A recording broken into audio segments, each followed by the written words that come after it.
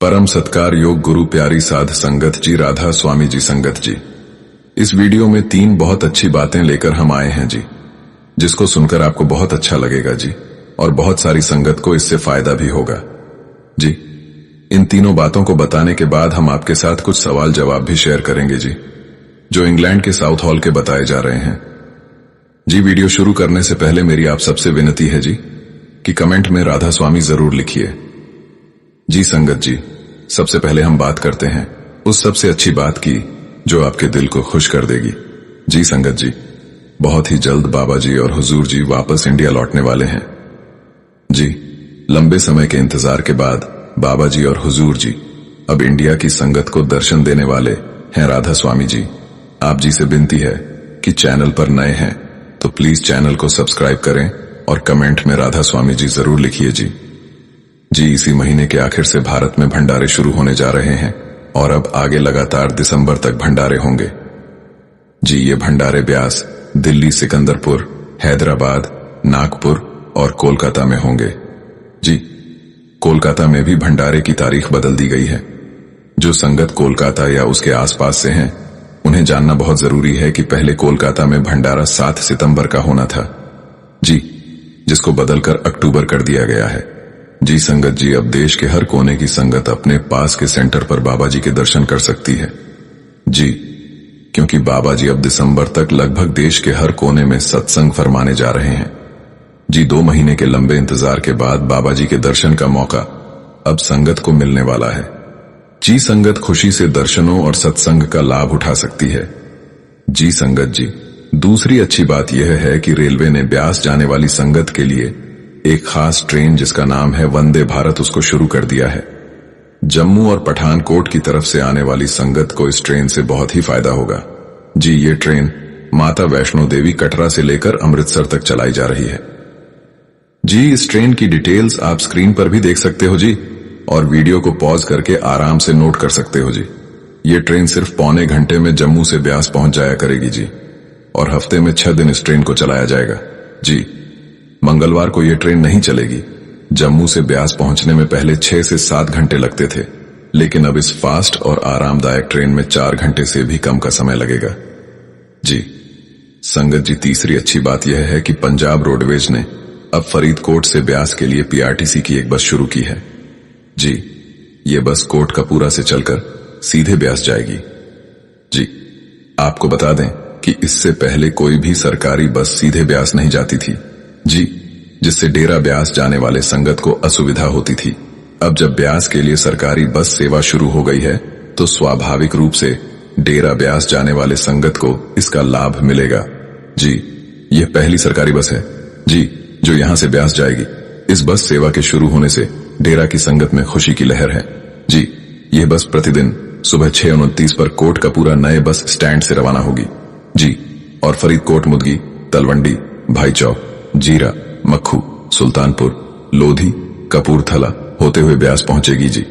और यही बस उसी दिन दोपहर 3:23 पर ब्यास से वापस आकर उसी रूट से कोटकपूरा पहुंचेगी जी। संगत जी, बाबा जी की कृपा से सरकारें भी संगत के बारे में बहुत कुछ सोचती हैं जी। हम बाबा जी के साथ साथ सरकारों का भी धन्यवाद करते हैं जी, जो संगत के बारे में सोचकर समय समय पर डिसीजन लेते हैं जी। पहले भी हम अक्सर देखते हैं जब डेरे में बाबा जी के भंडारे होते हैं तो भंडारों के दिनों में रेलवे 3-4 खास ट्रेन चलाती है जी, जो ब्यास जाने वाली संगत के लिए चलाई जाती है जी, जिससे कि संगत आसानी से आराम से डेरे पहुंच सके जी। संगत जी, आइए अब हम कुछ सवाल जवाब सुनते हैं जी, जो बाबा जी और संगत जी के बीच में हुए थे जी। एक भाई विनम्रता से बोला, बाबा जी, मेरी बेटी को दिमाग की नसों से जुड़ी एक गंभीर बीमारी है। हम उसकी पूरी देखभाल और इलाज अपनी तरफ से कर रहे हैं, इसीलिए कई बार सेवा में नहीं आ पाते।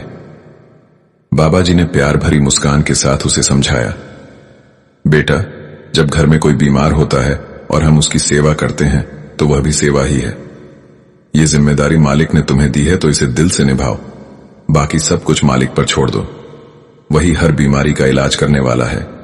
फिर बाबा जी ने आगे कहा, जरूरी नहीं कि सेवा सिर्फ धार्मिक स्थल या सत्संग घर जाकर ही की जाए। बीमार की और बुजुर्गों की सेवा भी माली की नजर में बहुत बड़ी सेवा है। फिर आगे एक लड़के ने बाबा जी से सवाल किया, कहा, बाबा जी, आप इतने दूर इंग्लैंड में आए और हमें सवाल जवाब पूछने का मौका दिया, इसके लिए आपका बहुत बहुत धन्यवाद। बाबा जी ने सहजता से जवाब दिया, बेटा, धन्यवाद तो उस परमात्मा को देना चाहिए जिसने हमें सब कुछ बिना मांगे ही दे दिया। जो कुछ हो रहा है वो उसके हुक्म से हो रहा है। मैं तो बस उसके हुक्म को मानकर आप सबके बीच आया। उसके बाद वही लड़का थोड़ी झिझक के साथ बोला, बाबा जी, मैं नामदान लेना चाहता हूं, लेकिन मैंने पहले बहुत गलतियां की हैं। मैं मांस खाता था, शराब भी पीता था। अब बहुत पछतावा होता है। अब सोचता हूं किस मुंह से बाबा जी से नामदान मांगूं। क्या इतने पाप करने के बाद भी मुझे नामदान मिल सकता है? बाबा जी ने हल्की मुस्कुराहट के साथ कहा, यहां जो भी बैठे हैं सबने कहीं ना कहीं कोई ना कोई गलती की होगी। इसका मतलब यह नहीं कि मालिक माफी नहीं देगा। मालिक के घर माफी तो हमेशा रहती है। इसीलिए नामदान मांगना तुम्हारा हक है। जब देना होगा तो मिलेगा। गलती से सीख कर आगे बढ़ जाओगे तो मालिक जरूर माफ करेगा। उसके बाद एक लड़की ने सवाल किया, बाबा जी, मेरा मन बहुत चंचल है, एक जगह टिकता नहीं है। कहीं मन लगाती हूं तो फिर दूसरा काम करने की सोचती हूं। बाबा जी ने हंसते हुए कहा कि बेटा, यहां जितने भी लोग हैं लगभग सभी का मन ऐसा ही है। किसी का भी मन स्थिर नहीं रहता। फिर बाबा जी ने बड़ी ही गंभीरता से जवाब दिया, बेटा, मन को एकाग्र करने का सबसे सही तरीका है भजन सिमरन। मालिक ने जो देना था वो सब दे चुके हैं। अब सिमरन करो, मन इधर उधर भटकना बंद कर देगा। मन को बिगाड़ा भी हमने ही है तो सुधारना भी हमें ही होगा। फिर आगे एक लड़की ने बाबा जी से सवाल किया, बाबा जी, मैं यहां इंग्लैंड में डॉक्टर हूं और लोगों की सेवा करना मुझे बड़ा ही अच्छा लगता है। बाबा जी खुशी से बोले, बेटा, यह तो बहुत ही अच्छी बात है। आपकी सोच बहुत ही प्रशंसीय है। जिसके मन में दूसरों के प्रति सेवा भाव होता है, मालिक हमेशा उसके साथ होता है। फिर आगे एक बीवी ने जब बाबा जी से सवाल किया, बाबा जी, मैं काफी समय से डिप्रेशन में हूं। घर परिवार की सही देखभाल नहीं कर पाती। मेरी एक बेटी है, उसकी चिंता रहती है, खासकर उसकी शादी के बाद का जीवन। मैं सोचती हूं कि कहीं उसके साथ भी वैसा ही ना हो जैसा मेरे साथ हुआ था। ये सब सोचकर बहुत परेशान रहती हूं। फिर बाबा जी ने समझाया, अगर आपकी चिंता से आपकी और आपकी बेटी के भविष्य में बदलाव आ सकता है तो चिंता जरूर करो, लेकिन हकीकत यही है कि अनावश्यक चिंता का कोई फायदा नहीं। उल्टा आपकी सेहत खराब हो जाएगी। आपकी बेटी के कर्म अच्छे होंगे तो उसका भविष्य भी अच्छा होगा। सब कुछ कर्मों का खेल है। आपके साथ जो भी हुआ वो आपके कर्मों का फल था, और आपकी बेटी के साथ जो होगा वो उसके कर्मों का हिसाब होगा। जरूरी नहीं जो आपने भोगा वही उसे भी सहना पड़े। इसीलिए चिंता छोड़ दो, जो होगा वो होगा। फिर आगे एक बीवी ने सवाल किया, बाबा जी, मेरा कोई सवाल नहीं था, लेकिन मेरी बेटी ने कहा कि आप भी पर्ची लेने की लाइन में लग जाइए, तो मैं लग गई। आपकी कृपा से मेरी पर्ची निकल आई। मेरे लिए यह किसी लॉटरी से कम नहीं है। बस मैं आपका तहे दिल से शुक्रिया अदा करना चाहती हूं। आपने मुझे सारी खुशियां दी हैं। बाबा जी ने बड़ी ही कोमल आवाज में कहा, बेटा, जो कुछ भी मिलता है वो मालिक की देन है। शुक्र तो हमें उसका करना चाहिए। मैं भी आपके जैसा ही एक इंसान हूं। सबसे बड़ा तो वो मालिक है और हमें उसी का शुक्र करना चाहिए। फिर इसके बाद एक भाई ने बाबा जी से सवाल किया, बाबा जी, मैं पहली बार यहां आया हूं। आपकी कृपा से मेरी पर्ची निकल आई। मैं बस यह जानना चाहता हूं कि राधा स्वामी का असली मतलब क्या है। बाबा जी ने बड़े ही प्यार से जवाब दिया, जी बेटा, राधा का अर्थ है आत्मा और स्वामी का मतलब है परमात्मा, यानी हमारी आत्मा का मालिक वही परमात्मा है और एक दिन हमें उसी में विलीन होना है। फिर आगे एक भाई ने बड़े ही उत्साह से बाबा जी से सवाल किया, कहा, बाबा जी, आज आप पूरी संगत को भीतर से कुछ ऐसा दर्शन करा दीजिए कि सबका मन खुल जाए, सबको सचखंड ले चलूं।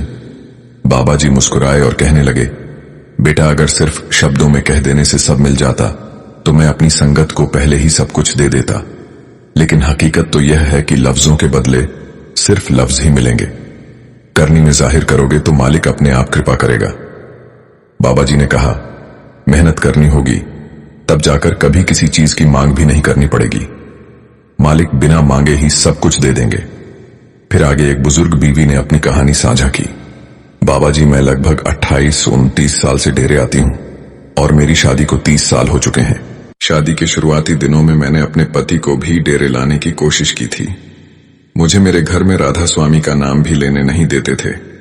मेरे सास ससुर भी यही कहते थे कि हमारे घर में व्यास वालों की बात नहीं चलेगी।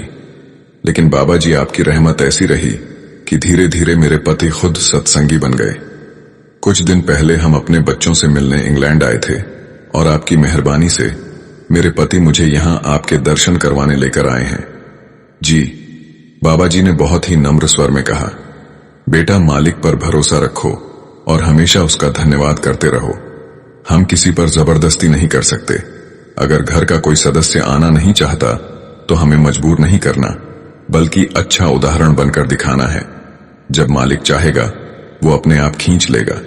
फिर आगे एक भाई ने अपनी स्थिति बताते हुए बाबा जी से सवाल किया, बाबा जी, जब मैं हिंदुस्तान से यहाँ विदेश आया तो सोचता था कि जिंदगी बेहतर होगी, लेकिन यहाँ इतनी बिजी लाइफ है कि ठीक से नींद भी नहीं मिलती। कभी 2-3 घंटे फुर्सत मिलती है तो बस सो जाते हैं। बाबा जी ने हंसते हुए कहा, बेटा, दुनिया में सबसे ज्यादा बिकने वाली दवा नींद की है और तुम्हें तो वो मुफ्त में मिल रही है। संगत फिर से हंसी से भर उठी थी। जी। फिर आगे एक भाई ने बाबा जी से सवाल किया, कहा, बाबा जी, मेरी मम्मी को नामदान मिला हुआ है। अगर मैं अपनी मम्मी से नाम पूछूं और भजन सिमरन करने लगूं तो क्या मुझे फायदा होगा? बाबा जी ने इस सवाल पर पहले तो मुस्कुराया और फिर थोड़ा रुक कर कहा, बेटा, नाम का मतलब सिर्फ लफ्ज नहीं होता। नाम एक रास्ता है जिसको पकड़कर हम मंजिल तक पहुंच सकते हैं, और इस रास्ते पर हमें एक गुरु की जरूरत पड़ती है जो हमें मार्गदर्शन देते हैं। नाम जब तक गुरु से ना मिले तब तक नाम का कोई फायदा नहीं होता। फिर आगे एक भाई ने बाबा जी से सवाल किया, बाबा जी, यहां इंग्लैंड में ज्यादातर जगह मांस मछली बिकती है। कई बार बाजार से गुजरते वक्त मांस मछली की तेज गंध आती है। क्या ऐसी गंध से भी हमारे कर्म बनते हैं? बाबा जी ने समझाया, बेटा, जब हम सांस लेते हैं तो अनगिनत सूक्ष्म जीवाणु हमारे शरीर में चले जाते हैं जो दिखाई भी नहीं देते। लेकिन इसका मतलब यह तो नहीं कि हम सांस लेना ही छोड़ दें। अगर बाजार में ऐसी जगह से गुजरना भी पड़े तो कोशिश करो मुंह पर रुमाल रख लो ताकि मन विचलित ना हो, और जो भी सूक्ष्म कर्म सांस या माहौल से बनते हैं उन्हें भजन सिमरन के साथ ही समाप्त किया जा सके। फिर आगे एक युवक ने बाबा जी से सवाल किया, बाबा जी, मैं यहाँ इंग्लैंड में एक कंपनी में काम करता हूँ। कुछ सहकर्मी मुझ पर कहते हैं कि तू तो बाबाओं के चक्कर में पड़ गया है, और वो लोग मेरा बड़ा मजाक उड़ाते हैं। बाबा जी ने समझाया, बेटा, किसी का मजाक उड़ाने से हम अपने रास्ते को नहीं छोड़ सकते। हमें दूसरों की नहीं अपनी सुननी है कि हम सही मार्ग पर हैं या नहीं। उसके बाद एक भाई ने बाबा जी से सवाल किया, बाबा जी, लोग कहते हैं कि जब नाम दान ले लेते हैं तो फिर आत्मा वापस नहीं आती और दोबारा जन्म नहीं होता। क्या यह बात सही है? बाबा जी मुस्कुराए और कहने लगे कि बेटा, अगर नामदान लेना ही सब कर्म खत्म करने वाला होता तो हर कोई नामदान ले लेता और यह दुनिया खाली हो जाती। बाबा जी ने कहा, नामदान ठीक वैसा है जैसे स्कूल में दाखिला लेना। स्कूल में एडमिशन लेने के बाद मेहनत करनी पड़ती है, तभी तो अगली कक्षा में जगह मिलती है। इसी तरह नामदान लेने के बाद जब तक मेहनत नहीं करोगे कोई तुम्हें आगे नहीं बढ़ा सकता। सिर्फ नामदान मिल गया, अब मेहनत की जरूरत नहीं। ऐसा सोचोगे तो अपने कर्मों का बोझ कैसे हल्का करोगे? फिर आगे एक बीवी ने बाबा जी से सवाल किया, बाबा जी, आपकी कृपा से मुझे 5 साल पहले नामदान मिल चुका था। शुरू में सब कुछ ठीक था, लेकिन अब जब भी भजन सिमरन पर बैठती हूं मेरा शरीर तेजी से हिलने लगता है, जिससे मैं डर जाती हूं। बाबा जी ने समझाया, बेटा, जब हमारी सूरत ऊपर की ओर बढ़ती है और बीच में कोई अड़चन आती है तो शरीर में दबाव बनता है, जिससे कंपन महसूस होती है। डरने की कोई बात नहीं है।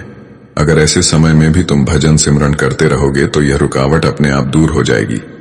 इसीलिए घबराना नहीं है, बस सिमरन में लगे रहो। फिर आगे एक बहन ने बाबा जी से सवाल किया, बाबा जी, आपने सेवा की बड़ी ताकत दी है, अब भजन सिमरन की शक्ति भी दे दो। बाबा जी मुस्कुराए और कहने लगे कि बेटा, अगर सब कुछ मैंने ही करना है तो फिर आप क्या करोगे? मालिक ने जो देना था वह तो पहले ही दे दिया। अब उसकी कद्र तो हमें ही करनी पड़ेगी। फिर बाबा जी ने आगे समझाया, इसीलिए अपनी करनी पर ध्यान दो, मांगना नहीं है, करके दिखाना है। फिर इसके बाद एक लड़की ने बड़े ही भावुक होकर बाबा जी से सवाल किया, बाबा जी आपने मेरी माँ का बहुत ख्याल रखा, मेरी माँ का देहांत हो गया था, मैं बाहर रहती हूँ, उनकी मौत से एक दिन पहले वीडियो कॉल पर बात हुई थी। मैंने पूछा, मम्मी आप ठीक हो? उन्होंने हाथ उठाकर कहा, अब मैं चली जाऊंगी। बाबा जी ने अंदर से सब दिखा दिया है। बाबा जी मुझे लेने आने वाले हैं और अगले दिन उनका देहांत हो गया। एक तरफ तो खुशी है कि वो आपके साथ सचखंड चले गए, लेकिन मां के जाने का दुख भी गहरा है। बाबा जी ने बड़े ही प्यार से समझाया, बेटा इस दुनिया में आना और जाना सब मालिक की मर्जी से होता है। हमें उसकी मर्जी में रहना चाहिए और शुक्रगुजार होना चाहिए कि मालिक ने उन्हें अपने पास बुला लिया, वरना बुढ़ापे में कई तरह की बीमारियां आती हैं और बहुत कुछ सहना पड़ता है। अगर वे इससे पहले ही मालिक के पास चली गई तो हमें खुश होना चाहिए। फिर आगे एक भाई ने बाबा जी से सवाल किया, बाबा जी कई बार जो लोग इस दुनिया से चले गए होते हैं वे हमारे सपनों में आते हैं और हमसे बातें करते हैं, क्या इसका मतलब है कि उन्हें शांति नहीं मिली या वे हमसे कुछ कहना चाहते हैं? बाबा जी ने समझाया, बेटा जो इस दुनिया से चले जाते हैं उनका अब इस संसार से कोई लेना देना नहीं रहता। उन्हें अपने पुराने रिश्ते याद नहीं रहते, न पहचान होती। शरीर छूटने के साथ साथ रिश्ते नाते सब भूल जाते हैं, लेकिन हम अभी शरीर में हैं, इसीलिए हम उन्हें भूल नहीं पाते। उनके जाने का असर हमारे मन पर रहता है और यही कभी कभी सपनों में दिखाई देता है। ये सब मन पर पड़े प्रभावों के कारण होता है। फिर आगे इसके बाद एक लड़के ने बाबा जी से सवाल किया, बाबा जी मुझे अभी नामदान नहीं मिला, लेकिन जब मैं ध्यान में बैठता हूं तो आपका स्वरूप सामने आता है। 5 मिनट तक ध्यान लगा रहता है, फिर मन भटक जाता है। बाबा जी हंस पड़े और बोले, यहां जिनको नामदान मिल चुका है उनका भी ध्यान 1 मिनट भी नहीं टिकता, तेरा तो कम से कम 5 मिनट तो टिकता है। अब यह सुनकर पूरी संगत हंस पड़ी थी। जी। फिर बाबा जी ने कहा, बेटा ध्यान लगाना हमारे बस की बात नहीं है, हम बस प्रयास कर सकते हैं। मन को टिकाने की आदत डालो और बाकी मालिक की मर्जी पर छोड़ दो। फिर आगे इसी भाई ने पूछा, बाबा जी मैं बहुत मेहनत करता हूं लेकिन फल उतना नहीं मिलता, मैं क्या करूं कि मेहनत के अनुसार फल मिले? बाबा जी ने समझाया, बेटा अगर कर्मों का फल हमारे हाथ में होता तो इस दुनिया में तबाही मच जानी थी। हमारे बस में सिर्फ मेहनत है। मेहनत करो, कर्म निभाओ और फल देने का काम मालिक पर छोड़ दो। फिर आगे एक भाई ने बाबा जी से सवाल किया, कहां बाबा जी, जब हम दिल से किसी चीज या इंसान को चाहते हैं तो उसे पाने का रास्ता क्या है? बाबा जी मुस्कुराए और बहुत ही सहज अंदाज में बोले, बेटा हमारा मन तो चाहतों के पीछे ही लगा रहता है, लेकिन हमें चाहिए कि सब कुछ मालिक पर छोड़ दे और बस मेहनत करते रहे। अगर वो चीज या व्यक्ति तुम्हारी किस्मत में लिखा है तो चाहे जो हो जाए वो तुम्हें जरूर मिलेगा। फिर आगे एक भाई ने सवाल किया, बाबा जी मेरा कोई सवाल नहीं है, बस आपसे माफी मांगनी है। मुझसे बहुत गलतियां हुई हैं जो मुझे अब खलती है, कृपया मुझे माफ कर दीजिए। बाबा जी उसकी आंखों में देखकर बोले, बेटा मैं कौन होता हूं माफ करने वाला, मुझसे माफी क्यों मांगते हो? मैं भी तुम जैसा ही इंसान हूं। हां मैं इस कुर्सी पर बैठा हूं, इसका मतलब यह नहीं कि मैं तुमसे बड़ा हूं। माफी तो उस मालिक से मांगनी है। और एक बात याद रखना, अपनी गलतियों से सीख लो, जो बीत गया उसे पीछे छोड़ो और कोशिश करो कि वही गलती फिर ना दोहराओ। फिर आगे एक भाई ने आंखें नम करते हुए बाबा जी से सवाल किया, बाबा जी कहते हैं कि दिल से की गई अरदास कभी खाली नहीं जाती, क्या यह सच है? बाबा जी ने बड़े ही प्यार से समझाया, देखो बेटा अगर हम गहराई से सोचे कि किस्मत कैसे बनती है तो जवाब खुद ब खुद समझ में आ जाएगा। हमारी किस्मत हमारे अपने कर्मों से बनती है। जैसे कर्म होंगे वैसा ही हमारा भाग्य लिखा जाएगा। जो किस्मत में है वो बिना मांगे भी हमें मिल जाता है। अरदास असल में हमारे मन को सुकून देती है, क्योंकि मालिक तो पहले से जानता है कि हमें क्या चाहिए। जब देने वाला जानता है तो उसे यह भी समझ होती है कि हमें कब और क्या देना है। इसीलिए मैं कहता हूं मालिक से मांगो मत, वो बिना कहे ही दे देता है। फिर आगे एक भाई ने बाबा जी से सवाल किया, बाबा जी लोग कहते हैं कि जो मांस खाते हैं उन्हें अगले जन्म में जानवर बनना पड़ता है, और जो जानवर हैं वे इंसान बनकर उन लोगों को मारते हैं। क्या यह सही है? बाबा जी ने बड़ी ही सहजता से उत्तर दिया, देखो बेटा, कर्मों का हिसाब अलग अलग तरीके से होता है। अब जरूरी नहीं कि अगर किसी ने 10 जानवर मारे तो उसे 10 बार जानवर बनना पड़े। असल में हिसाब दर्द का होता है, संख्या का नहीं। मतलब उसे उतना ही दुख सहना होगा जितना उन जानवरों को मृत्यु के वक्त हुआ। फिर आगे एक महिला ने बड़ी ही संकोच से बाबा जी से प्रश्न किया, बाबा जी, जब भी मैं आपके दर्शन करती हूं मेरी आंखों से अपने आप आंसू बहने लगते हैं और पूरा शरीर कांपने लगता है। बाबा जी मुस्कुराए और कहा, बेटा, जहां सच्ची भावना होती है, जहां सच्चा प्रेम होता है, वहां इंसान भावुक हो जाता है। इसमें कुछ भी गलत नहीं है। जैसे चेहरे पर मुस्कान खुशी की खबर सुनने से आती है, वैसे ही आंसू सच्चे एहसास की निशानी है। फिर आगे एक स्कूल में पढ़ने वाले लड़के ने बाबा जी से सवाल किया, बाबा जी, कभी कभी स्कूल में कुछ बच्चों की हर हरकतों पर मुझे बड़ा ही गुस्सा आता है। मैं मन ही मन उनको बुरा सोच लेता हूं, लेकिन बाद में सोचता हूं कि ऐसा नहीं करना चाहिए था मुझे। बाबा जी ने बड़े प्यार से उस बच्चे को समझाया, बेटा, याद रखो कि सभी को उसी एक मालिक ने बनाया है। हम सब उसी के बच्चे हैं। अगर हम किसी का बुरा सोचते हैं तो इसका मतलब है कि हम मालिक के ही बच्चों का बुरा सोच रहे हैं। इसीलिए कभी किसी का बुरा मत सोचो, ना ही किसी पर उंगली उठाओ। बेटा, कोशिश करो कि सबके साथ मीठा और प्यार से बात करो। फिर आगे एक भाई ने बड़ी ही निम्रता से बाबा जी से सवाल किया, बाबा जी, मेरी आपसे एक विनती है जी, कि अगली बार जब मैं आपके दर्शन करूं तो मेरे सवालों के जवाब मेरे अंदर से ही दे देना, जिससे कि मुझे पूछना ना पड़े। बाबा जी हंसते हुए बोले, वाह बेटा, मतलब सारा काम बाबा ही करें और हम कुछ ना करें।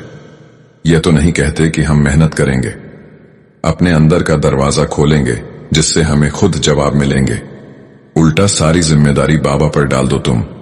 अब यह सुनकर पूरी संगत ठहाके मारकर हंस पड़ी थी जी। तो संगत जी, यह थे कुछ प्यारे और सच्चे सवाल जवाब जी, जो बाबा जी और संगत के बीच हुए थे जी। आपसे एक बार फिर से मेरी विनती है जी कि कमेंट में राधा स्वामी लिखकर संगत के अपने इस चैनल को सब्सक्राइब कर इस चैनल का एक हिस्सा जरूर बनिए जी। गुरु प्यारी साध, संगत जी, राधा स्वामी।